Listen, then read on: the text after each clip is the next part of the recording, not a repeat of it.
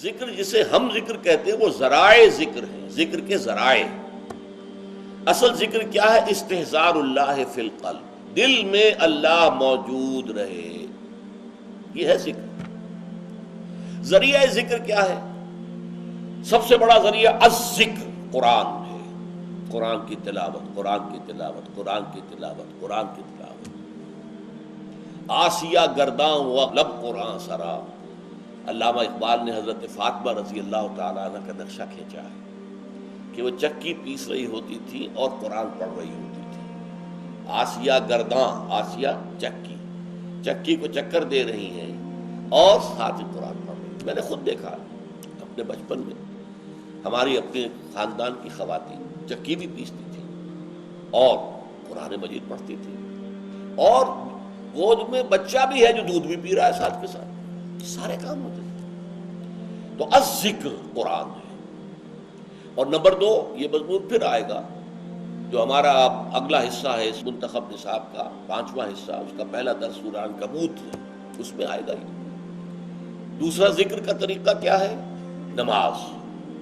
یہ جامع ترین ذکر ہے، اس میں زبانی ذکر بھی ہے، اللہ اکبر، سبحان ربی العظیم، سبحان ربی الاعلیٰ، زبان ذکر کر رہی ہے اور قرآن پڑھ رہے ہیں، سورہ فاتحہ پڑھ رہے ہیں، اور ساتھ ہی جو آپ کے جسم کی حرکت ہے، آپ اللہ کے سامنے جھک گئے رکوع میں، آپ اللہ کے سامنے سجدے میں گر گئے، تو یہ گویا کہ جسمانی ذکر ہو رہا ہے اور قولی ذکر بھی ہو رہا ہے۔ تیسرے نمبر پر ذکر جو ہے وہ ادعیہ معصورہ مسنونہ، وہ دعائیں کہ جو حضور دنیا کے مختلف کام کرتے ہوئے پڑھا کرتے تھے۔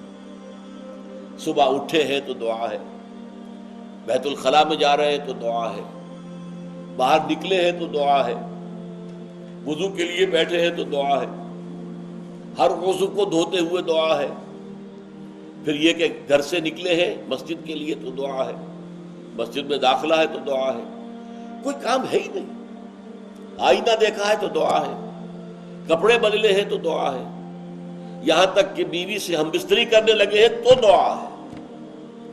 کوئی عمل کوئی نہیں ہے کہ جس کے ساتھ دعا نہ ہو۔ تو اس کا نتیجہ کیا نکلتا ہے کہ ہتھ کارول دل یارول، کام آپ کا ہاتھ وہ کام کر رہا ہے اور دل جو ہے اللہ کے ساتھ لگا ہوا ہے۔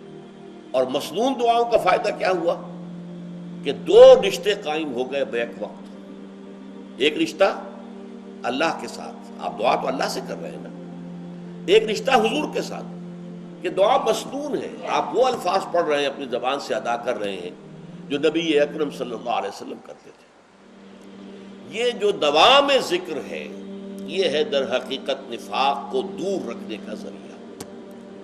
یہ تو جب دل خالی ہوتا ہے ذکر سے تب آ کر شیطان پھونکے مارتا ہے، اشتعال پیدا کرتا ہے نفس امارہ کے اندر، حیوانی خواہشات کو بھڑکاتا ہے، اور اسی کے نتیجے میں پھر آپ کو معلوم ہے کہ اپنے دینی فرائض کو ادا کرنے میں گریز ہوا، پھر اس میں جھوٹے بہانے ہوئے، پھر جھوٹی قسمیں ہوئیں، اور بالآخر عداوت پیدا ہو گئی مسلمانوں سے اور ان کے قائد سے۔